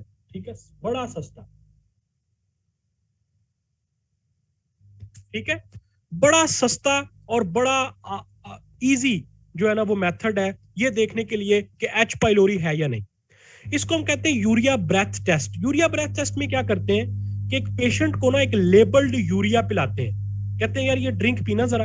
वो ड्रिंक पीता है और फिर वो एक ट्यूब या एक जार के अंदर ना ऐसे फूक मारता है, ब्लो करता है, और हम उसको जार को फिर जो वो उसने फूक मारी हुई होती है उसको हम चेक करते हैं कि अगर तो बैक्टीरिया प्रेजेंट था ना आपके स्टोमिक में, तो उसने यूरिया को तोड़ दिया होगा अमोनिया के अंदर, तो हमें पता चल जाएगा कि आपके स्टोमिक के अंदर बैक्टीरिया पड़ा है कि नहीं पड़ा। अगर तो वो यूरिया कन्वर्ट हो गया होगा, टूट गया होगा किसके अंदर, आपकी अमोनिया के अंदर, लेबल्ड अमोनिया के अंदर, तो हमें पता चल जाता है कि ये इसके जो स्टोमिक है उसमें बैक्टीरिया मौजूद है या नहीं। ये सिंपल, सेफ और सबसे सस्ता मेथड है एच पाइलोरी को चेक करने के लिए, यूरिया ब्रेथ टेस्ट। फिर उसके बाद आपके पास सीरोलॉजिकल टेस्ट होता है। ठीक है, सीरोलॉजिकल टेस्ट के अंदर हम ये चेक करते हैं कि एंटीबॉडीज बनी हुई है कि नहीं बनी हुई है एच पाइलोरी के अगेंस्ट, आईजीजी एंटीबॉडीज। और फिर हमारे पास होता है स्टूल एंटीजन टेस्ट। ठीक है, वो डॉक्टर साहब अमोनिया हमने कौन सा कोई लीटरों की तादाद में पिला दिया, थोड़ा सा आप चेक करने के लिए पिलाते हैं, देखते हैं हम कि अमोनिया आया कि नहीं आया। ठीक है, टॉक्सिक है लेकिन हमने कौन सा एक टेस्ट है, हमने क्वांटिटीज तय की हुई होती है कि हमने सिर्फ इतना पिलाना है और इतना करना है जो पेशेंट के लिए नुकसान देना हो।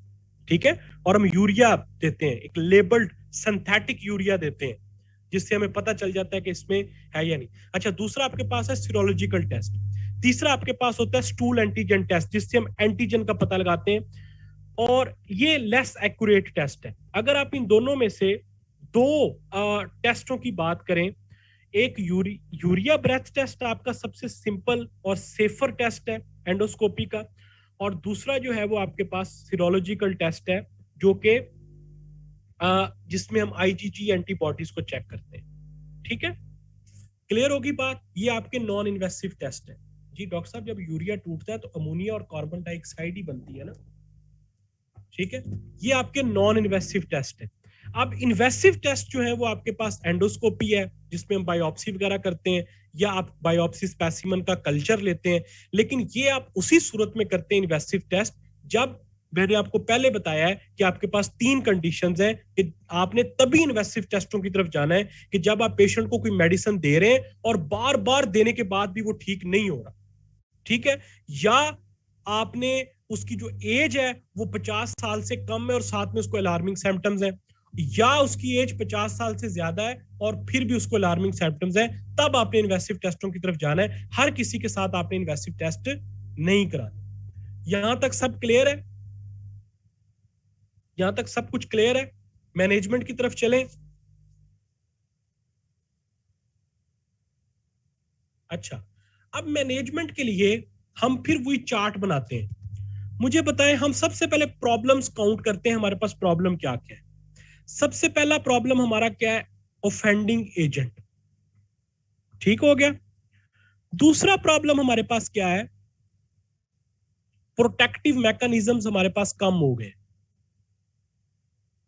प्रोटेक्टिव मैकेनिज्म्स की रिस्टोरेशन, तो कोई प्रोटेक्टिव चीज हम दें इसको जिसकी वजह से प्रोटेक्ट हो सके स्टोमक। तीसरा, एसिड सेक्रीशन को प्रिवेंट करें, एसिड सेक्रीशन को किसी तरह रोकें। फोर्थ वन हमारे पास क्या है कि जो एच पाइलोरी की वजह से इंफेक्शन हुआ है उसको प्रिवेंट करें, एच पाइलोरी को इरेडिकेट करें।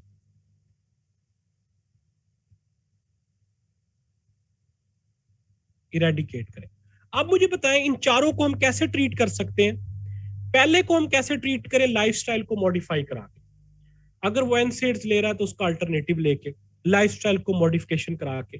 प्रोटेक्टिव मैकेनिज्म के अंदर हमारे पास कुछ ऐसे सब्सटेंसेस होते हैं, कुछ म्यूसन से, जिस तरह म्यूकन है ना, म्यूकस से मिलते जुलते कुछ हमारे पास ऐसे सिंथेटिक सब्सटेंसेस हैं, ग्लाइकोजिन, जिसे आप लोगों ने पढ़ा भी होगा, याद होगा आप लोगों को, कार्बोहाइड्रेट्स के अंदर आपने पढ़े थे, आपको याद होगा प्रोटियोग्लाइकन्स, और साथ में जो आप लोगों ने गैग्स पढ़े थे ना, ग्लाइकोज, अमाइनोग्लाइकन्स, ये कुछ सिंथेटिक हमारे पास होते हैं जो कि क्या करते हैं, ये प्रोटेक्टिव कोट, जिस तरह म्यूकस प्रोटेक्टिव कोट बनाता है ना, जैसे फॉर एग्जांपल ये देखें, ये स्टोमिक है, स्टोमिक, जब हम इनको पीते हैं ना तो ये म्यूकस, ये क्या करते हैं, ये स्टोमिक की वॉल के साथ ऐसे एक प्रोटेक्टिव कोट बना देते हैं, साइडों पे प्रोटेक्टिव कोट बना देते हैं, ठीक है। इनको हम क्या कहते हैं, ये हम कहते हैं स्क्रॉल फेट्स, ठीक है। डिफरेंट आपके पास स्क्रॉल फेट, जिसका नाम आपने पढ़ा हुआ है, स्क्रॉल फेट के नाम से आप इसे देते हैं,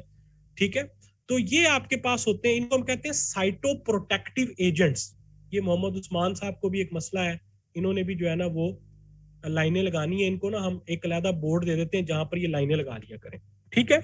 तो जर्नल मैनेजमेंट में हम क्या देंगे, हम उसको कहेंगे कि भी अगर आप एनसेड्स या कोई आप एस्प्रिन वगैरह ले रहे हो तो उसे फौरी तौर पे खत्म करो, आप अल्कोहल को रोको, इमोशनल स्ट्रेस को खत्म करो, जितने भी ऑफेंडिंग एजेंट्स हैं उन सब के सब को आपने रोकना है, जितने भी ऑफेंडिंग एजेंट्स हैं। और फिर आपके पास प्रोटेक्शन के लिए आपके पास कौन से एजेंट्स हैं, साइटोप्रोटेक्शन एजेंट्स। साइटोप्रोटेक्शन एजेंट्स क्या करते हैं, वो एक लेयर बना देते हैं आपके इर्द गिर्द ना, आपकी पूरी स्टोमिक के इर्द गिर्द एक लेयर बना देते हैं जो कि एसिड को प्रिवेंट करता है, एसिड को रोकता है स्टोमिक को डैमेज करने से। क्लियर हुई ये बात। लाइफस्टाइल मैनेजमेंट, साइटोप्रोटेक्टिव एजेंट्स, और फिर वही पीपीआईज, एसिड को कंट्रोल करने के लिए हमारे पास वही तीन का कॉम्बिनेशन है, एंटीएसिड्स है हमारे पास, पीपीआईज है हमारे पास, और हिस्टामीन ब्लॉकर्स है हमारे पास, ठीक है। सबसे पहला लाइफस्टाइल मैनेजमेंट, दूसरा साइटोप्रोटेक्टिव एजेंट्स, तीसरा हमारे पास वही कॉम्बिनेशन, एसिड्स को प्रिवेंट करने का कॉम्बिनेशन, हिस्टामीन ब्लॉकर्स, पीपीआईज और एंटीएसिड्स। इसमें कौन सी दो न्यू चीजें ऐड हुई हैं, एक साइटोप्रोटेक्टिव एजेंट और दूसरा, ये मैनेजमेंट सेम है, दोनों की मैनेजमेंट सेम है, ड्यूडिनल हो या गैस्ट्रिक हो, ठीक है। इस और दूसरी हमारे पास एच पाइलोरी को रोकने के लिए हमारे पास क्या चीज है, एच पाइलोरी को रोकने के लिए हमारे पास दो थेरेपीज हैं, एक ट्रिपल थेरेपी है और एक क्वाड्रिपल थेरेपी है। ट्रिपल थेरेपी में हम लोग तीन ड्रग्स को मिला के आपस में देते हैं। वो ड्रग्स कौन कौन सी होती हैं ट्रिपल थेरेपी में, एक पीपीआई है, एक हम पीपीआई देते हैं, पीपीआई के साथ हम एमॉक्सिलिन और साथ में हम देते हैं क्लेथ्रोमाइसिन। ये हम ट्वाइस अ डे देते हैं, ट्वाइस अ डे। इसकी डोज आपको करने की जरूरत नहीं है, लेकिन ये ट्वाइस अ डे देते हैं, और चार कम से कम भी आपने इसको 4 वीक देना होता है, 4 to 6 वीक हम इसे देते हैं, 4 to 8 वीक भी देते हैं, 4 to 6 वीक भी देते हैं, 4 वीक भी देते हैं, ठीक है। ट्रिपल थेरेपी में कौन कौन सी ड्रग्स आती हैं, पीपीआईज, एमॉक्सिलिन और क्लेथ्रोमाइसिन। इसका एक सिंपल सा निमोनिक है जिसे हम कहते हैं कैप, सीएपी कैप, क्लेथ्रोमाइसिन, एमॉक्सिलिन और प्रोटॉन पंप इनहिबिटर्स, ठीक है। 4 से 8 हफ्ते के लिए हम इसको देते हैं, और जो है ये ट्वाइस अ डे देते हैं। और क्वाड्रिपल थेरेपी जो है, क्वाड्रिपल थेरेपी का फायदा ये होता है कि ये अगर हम ट्रिपल थेरेपी 4 हफ्ते के लिए देते हैं तो क्वाड्रिपल थेरेपी हम 2 हफ्तों के लिए दे सकते हैं, half time period, half time लगता है इसको। जैसे अगर ट्रिपल थेरेपी को रिमूव करने में 2 महीने लगेंगे तो क्वाड्रिपल थेरेपी को रिमूव करने में 1 महीना लगेगा। क्वाड्रिपल थेरेपी में हम क्या करते हैं, क्वाड्रिपल थेरेपी में हम एक पीपीआई, कोई भी पीपीआई, साथ में बिस्मथ देते हैं, साथ में मेट्रोनिडाजोल, और साथ में कोई भी एक टेट्रासाइक्लिन, कोई भी टेट्रासाइक्लिन की ड्रग। इसका फायदा ये है कि ये हाफ टाइम पीरियड में कवर कर देती है। आजकल जो है वो क्वाड्रिपल थेरेपी ही यूज होती है ज्यादातर, ठीक है। और इसको भी हम जो है वो ट्वाइस अ डे ही देते हैं, लेकिन ये हाफ टाइम पीरियड में रिमूव कर देती है। तो 2 थेरेपीज है हमारे पास, एक ट्रिपल थेरेपी और एक क्वाड्रिपल थेरेपी। ट्रिपल थेरेपी में पीपीआई, क्लिथ्रोमाइसिन और अमोक्सिलिन, और क्वाड्रिपल थेरेपी में पीपीआई, बिस्मथ कंपाउंड्स, और साथ में मेट्रोनिडाजोल और टेट्रासाइक्लिन, ठीक है। क्लियर होगी बात यहां तक, यहां तक बात क्लियर हो गई।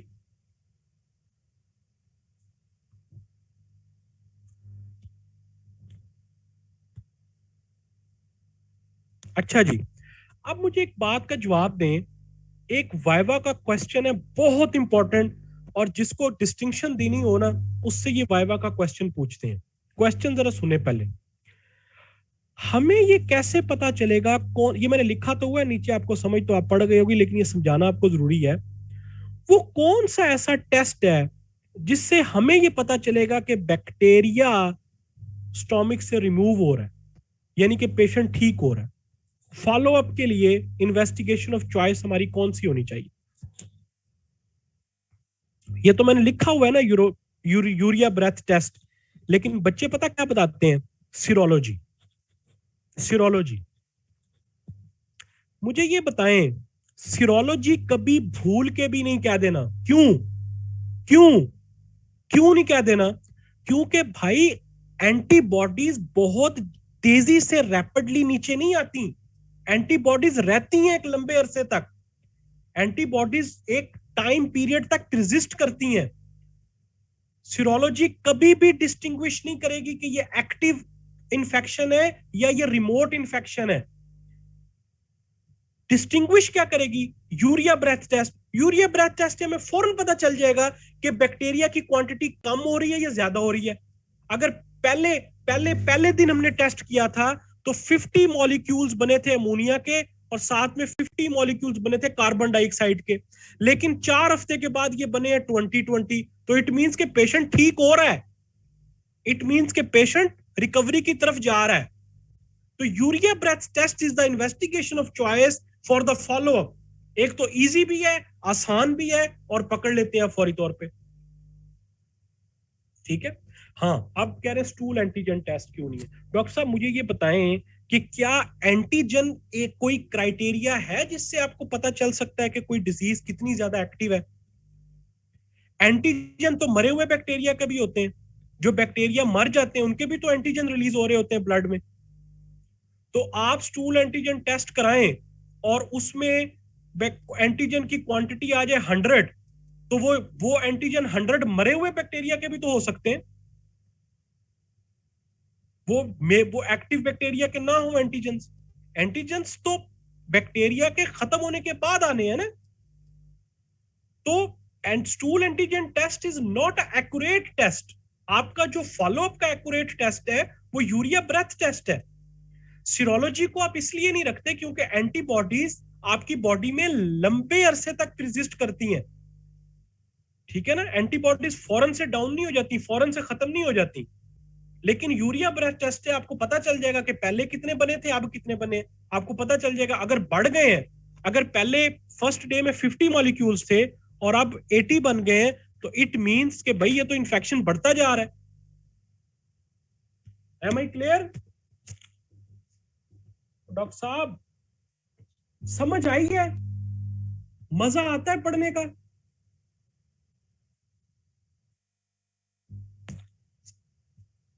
डॉक्टर साहब अगर आपको नहीं है तो आप जा सकते हैं। ठीक है, मैं भी 5 क्लासें लगा के यहां पर बैठा हूं। मजा आ रहा है पढ़ने का? सही ईमानदारी से मुझे बताया करो कि वाकई में समझ आती है। ठीक है, इसके नीचे मैंने एक सिनेरियो दिया हुआ है, जो देखते हैं कि आप में से कौन इसको हल करेगा। सिनेरियो डिस्कस कर लें या रहने दें? चलें, आप लोग खुद इसे पढ़ लीजिएगा, नहीं तो मैं बाद में समझा दूंगा। बच्चे काफी कह रहे हैं मैंने भी नमाज पढ़नी है, आप लोग भी नमाज पढ़ें। तो इंशाल्लाह ताला जो है वो फिर नेक्स्ट लेक्चर में मिलते हैं। आज आपकी कोई जो है वो असाइनमेंट नहीं है, कल ही असाइनमेंट थी। कल हम जो है वो इंशाल्लाह ताला नेक्स्ट पढ़ेंगे। अच्छा, आप लोगों के लिए एक आसानी पैदा की है मैंने। आप लोगों को जो भी टॉपिक मैं पढ़ाया करूंगा ना, कल वाला पीडीएफ सेंड हो चुका है डॉक्टर साहबा, ग्रुप में एक्टिव रहा करें। ठीक है, मैं पीडीएफ रोज के रोज सेंड हो जाते हैं, हमारे जो कोऑर्डिनेटर्स हैं वो रोज के रोज सेंड करते हैं। अच्छा प्लीज, जो आपके बैच के ग्रुप बने हुए हैं ना, उसमें प्लीज प्लीज प्लीज एक्टिव हो, एक दूसरे के साथ डिस्कस करें, क्वेश्चंस पूछें। ठीक है, प्लीज डिस्कशन करें, प्लीज एक्टिव हो, प्लीज आंसर सुने। ठीक है जी। तो एक आसानी मैंने आप लोगों के लिए की है, वो ये कि अब से जो भी मेन टॉपिक मैं आपको पढ़ाया करूंगा ना, उसके बाद आपको 2 या 3 मिनट की एक वीडियो मिला करेगी डेविडसन से, कि आपने डेविडसन से इसका क्या क्या पढ़ना है, क्या क्या छोड़ना है, किसको जस्ट रीड करना है और किसको डिटेल में पढ़ना है। इंशाल्लाह हर लेवल पे आपका जो है ना वो हम आपको सपोर्ट करेंगे, हर लेवल पे। ऐसी मैं आपको पढ़ा के छोड़ नहीं जाऊंगा। प्रायोरिटी लिस्ट अभी आज थोड़ी देर में मिल जाएगी। अच्छा जी,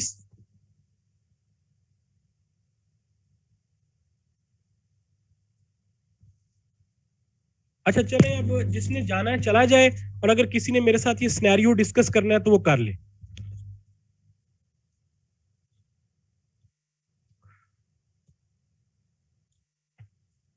अच्छा जी, वो कहता है a 60-year-old woman comes to the clinic because the symptoms of epigastric pain from an endoscopically confirmed duodenal ulcer have not responded to several weeks of PPI, clarithromycin, and amoxicillin. What is the most appropriate next step in the management of patient? अब जरा गौर से सुने। वो कहता है एक 60 साल का बच्चा है, 60 साल की औरत है, वो आपके पास आई है, उसको पेन हो रही थी एंडोस्कोपिकली बहुत ज्यादा, उसको पेन हो रही थी एपिगैस्ट्रिक में, और आपने एंडोस्कोपी से कंफर्म किया कि इसको ड्यूडिनल अल्सर है, लेकिन आपने एक लंबा अरसा हो गया आप उसको पीपीआई दे रहे हैं, क्लेथ्रोमाइसिन दे रहे हैं, मॉक्सिलिन ले रहे हैं, लेकिन वो ठीक नहीं हो रही। आप क्या करेंगे? बताएं आप क्या करेंगे जी? सबसे पहले क्या हम उसको कहेंगे नहीं आप सर्जरी करवाओ, सर्जरी की तरफ उसे फौरी तौर पे भेज देंगे? नहीं, देखें, इधर इधर इधर इधर, नहीं नहीं सुक्राल फेट क्यों देंगे? अब इधर इधर इधर इधर गौर करें, इधर इधर मेरी बात सुने जरा, सारे मैसेज रोक दे, सारे मैसेज रोक दें और सुकून से सुने। देखें, एक 60 साल की औरत है, ठीक है, वो औरत कंफर्म हो गया कि उसको एच पाइलोरी था, एच पाइलोरी की वजह से उसको अल्सर हो गए, आपने उसको कोई 4 हफ्ते मेडिसिन दी, लेकिन उसके सिम्टम्स ठीक नहीं हो रहे। सबसे पहले आपको क्या करना चाहिए? क्या आपको ये नहीं देखना चाहिए कि बैक्टीरिया रिमूव हो गया कि नहीं हुआ? सबसे पहले आपको क्या देखना चाहिए? सबसे पहले आप ये देखेंगे, वो आपके पास आया, सबसे पहले आप उसका क्या करें? Urea breath test. आप ये देखें कि भाई बैक्टीरिया रिमूव हो गया कि नहीं हुआ। मे भी कोई और बैक्टीरिया रिमूव हो गया हो, लेकिन कॉम्प्लिकेशन कोई और हो गई हो, या मे भी बैक्टीरिया ही रिमूव नहीं हो रहा, हम मेडिसिन को चेंज करें। तो सबसे मोस्ट अप्रोप्रिएट आपका नेक्स्ट स्टेप मैनेजमेंट का क्या होना चाहिए? यूरिया ब्रेथ टेस्ट, जिससे आपको यह पता चलेगा कि बैक्टीरिया मौजूद है या नहीं मौजूद, या मे बी बैक्टीरिया रिमूव हो गया सारा का सारा, लेकिन अल्सर अभी तक ठीक नहीं हुआ। डॉक्टर साहब, जब भी मैनेजमेंट का लफ्ज आएगा तो आप मैनेजमेंट में उसका यही मतलब होगा कि आप नेक्स्ट अप्रोप्रिएट स्टेप क्या लोगे। मैनेजमेंट के अंदर डायग्नोस्टिक टेस्ट आपके इन्वॉल्व होते हैं। आप डायग्नोस्टिक टेस्ट करेंगे तो मैनेजमेंट, आप किसी मेडिसिन की तरफ जाएंगे। There are two words different, treatment और मैनेजमेंट बड़े। हाँ, क्लियर होगी बात? कि सबसे पहले आप उसका यूरिया ब्रेथ टेस्ट कराएंगे। देखिए, सर्जरी में आप उसे, हम देखते हैं कि पहला आंसर क्यों नहीं ठीक हो सकता, सर्जरी आप क्यों उसको कहेंगे? ठीक है, सर्जरी तो आप पहले ये देखें तो सही कि भाई उसका जो है वो ठीक हुआ है कि नहीं हुआ। रेनिटिडीन, मुझे एक बात बताएं कि रेनिटिड्रीन इज स्ट्रॉन्ग और पीपीआई इज स्ट्रॉन्ग? रेनिटिड्रीन जो है वो स्ट्रॉन्ग है या पीपीआई स्ट्रॉन्ग है? पीपीआई स्ट्रॉन्ग है ना। तो क्या कभी आपने जिंदगी में ऐसा देखा है कि एक स्ट्रॉन्ग ड्रग से हम वीक ड्रग की तरफ शिफ्ट हो? नहीं। तो ये भी ठीक है कि पीपीआई ही देंगे। हाँ, हम पीपीआई में कोई और चेंज कर सकते हैं। अगर हम पहले उसे लेंसोप्राजोल दे रहे थे, एमोप्राजोल दे के देख लेंगे, कोई हम उसमें चेंज, लेकिन हम क्लास डाउन कभी नहीं करेंगे। सर्जरी में हम कभी भी नहीं भेजेंगे। क्यों? क्योंकि पहले हम मेडिकली डायग्नोसिस कंप्लीट करके फिर सर्जरी को रेफर करेंगे। तो सबसे मोस्ट अप्रोप्रिएट यहां पर पॉइंट ये कि आप पहले यूरिया ब्रेथ टेस्ट करा के ये देखें कि क्या बैक्टीरिया रिमूव हो गया कि नहीं हुआ। अगर बैक्टीरिया रिमूव नहीं हुआ तो मेडिसिन चेंज करें। ये ट्रिपल थेरेपी है, ट्रिपल थेरेपी को क्वाड्रिपल थेरेपी में कन्वर्ट कर दें। और अगर बैक्टीरिया रिमूव हो गया है तो फिर नेक्स्ट स्टेप देखेंगे कहीं कोई कॉम्प्लिकेशन ना हो गई हो, कहीं कोई परफोरेशन ना हो गई हो। Am I clear? क्या ये सिनेरियो क्लियर हो गया? चलो, अल्लाह हाफिज, दुआओं में याद रखना। और डी पॉइंट एम ही आपको कंफ्यूज करने के लिए दिया हुआ डॉक्टर साहब। स्क्रॉल फेट आपने क्यों देना? स्क्रॉल फेट तो माइनर में देते हैं।